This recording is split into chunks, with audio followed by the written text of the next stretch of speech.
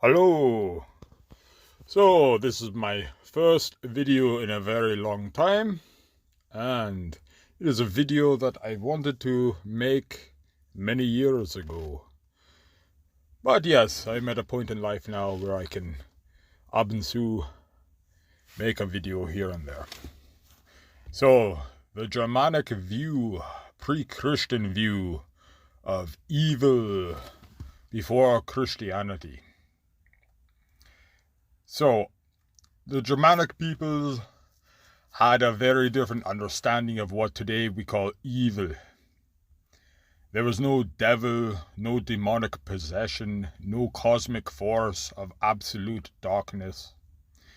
Instead, morality was rooted in honor, loyalty, social balance. A person who committed horrific acts was not labeled evil. They were called, in Old Saxon, Nithing, and in Old Norse, Nithinger, a word meaning someone utterly without honor, a coward, a traitor, a oathbreaker, a person beneath moral worth. To be named a Nithing was worse than death. It meant social annihilation. You were cast out as an outlaw, a man of the forest, and not in a good way. No legal protection, no community, no identity. You could be killed without consequence. In Germanic culture, the greatest punishment was not hellfire, it was disgrace, exile, and being remembered as dishonorable. A different view on corruption, someone who committed repeated atrocities, murder, betrayal, sexual violence, or treachery, was not believed to be possessed by demons. Instead, they were seen as spiritually degraded, a human sliding away from true humanity and towards the monstrous behavior. Stories describe them as becoming troll-like or cursed, but this was symbolic language, not literal transformation.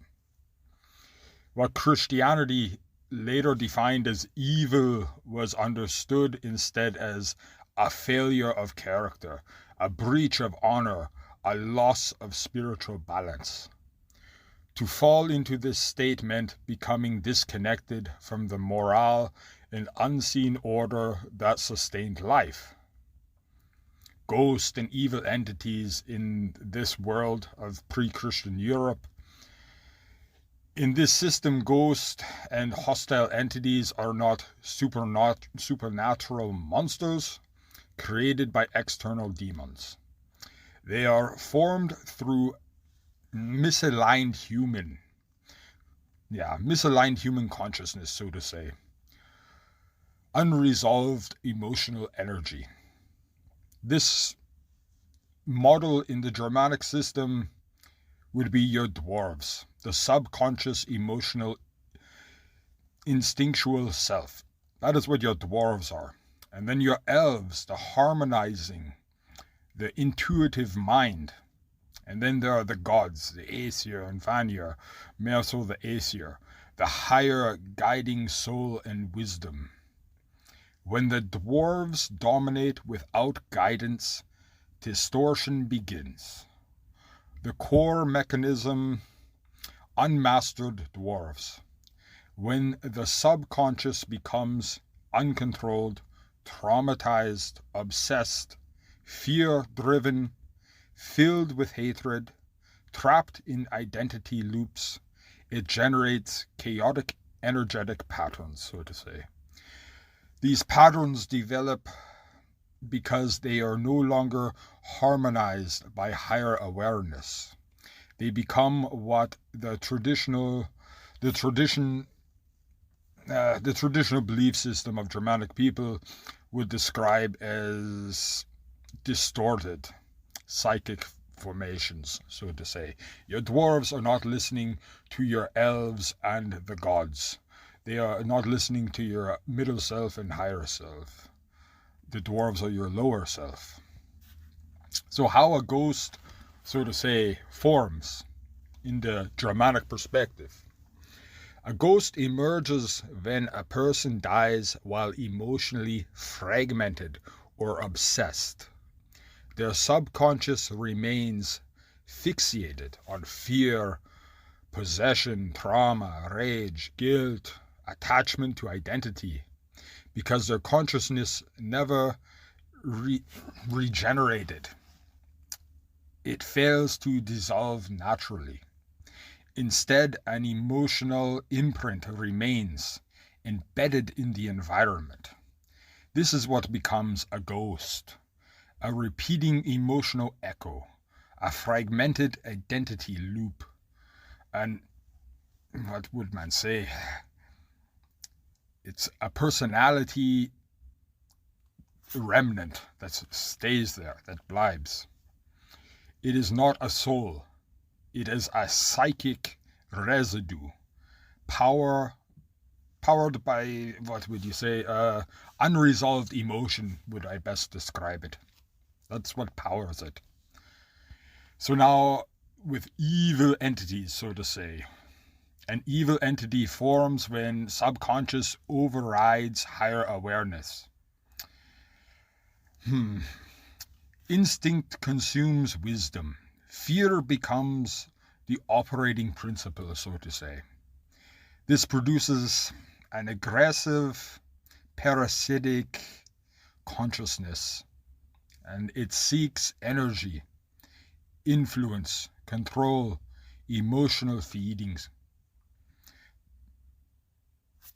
What else? Compare this to intelligible and undertrained dog, so to say. And like an undertrained dog. That becomes savage. Alive, but without guidance.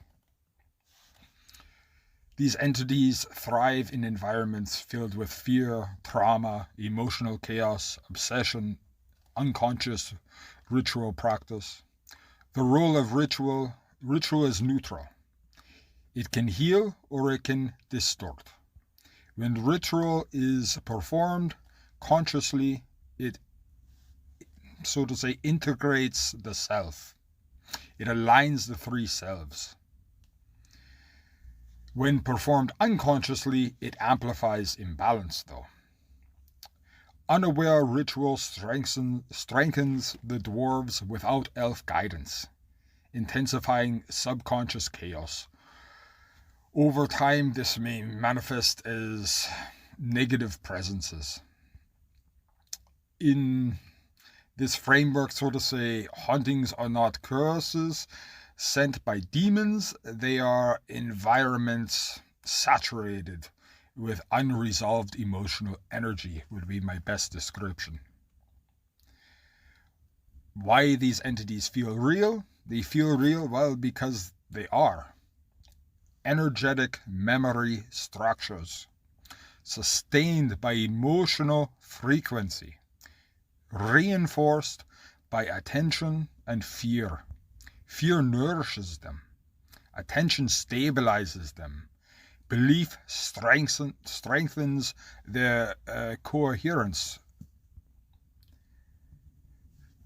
So to say, emotional trauma plus unmastered subconscious.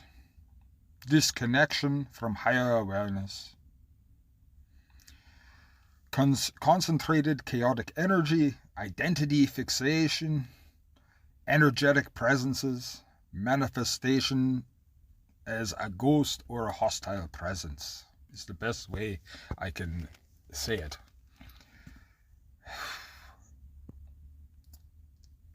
it. So to say, it teaches that most evil entities are human-created energetic distortions. That's, so to say, what the Germanic way teaches us, what we call, after Christianity, evil and possession and that. Human-created energetic distortions. Psychological, spiritual projections. Leftover emotional structures. Yeah, that would be a good way to explain it, I guess. They are symptoms of imbalance, not independent gods or monsters. Where consciousness is absent, instinct rules. Let's put it that way. Where instinct rules without wisdom, distortion forms. Distortion sustained becomes identity. So in the old Germanic worldview, evil was not an invading force. It was the consequence of losing alignment with honor, balance, and higher awareness, keeping the three selves in line. The monster was never external. It was what happened when the self shattered. The whole demon and possession thing came first after Christianity. And it became more often and frequent after Christianity because pre-Germanic people always did energy work. It was not just some people like shamans and that did it. Everybody did it. From childhood on, you learned about the energies of the world. You learned to do what they call today mudras, hand signs, and meditation, and keeping your three selves in line. It was from childhood until you died. It was always a part of daily life. So they didn't really have these things happen that often. Obviously, there would be a few people that things like this would rarely happen, but it was not a problem how it is in today's world. You can watch all these different TV shows and everything about ghosts and all these negative entities all over and stuff like that. That, so to say, just wasn't there in Germanic pre-Christian Europe because they kept themselves in line. They did not have these problems.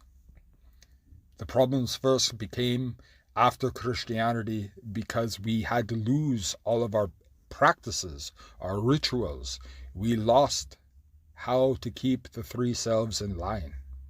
And that's what's created all this, what they now call demonic possession and all this stuff. If you ever have a problem with demons or somebody you think is possessed or anything like this, the way to cure it is what the Chinese call Qigong, or what the Indians call pranayama and stuff like that. Through ritual and energy work, that is how you fight it.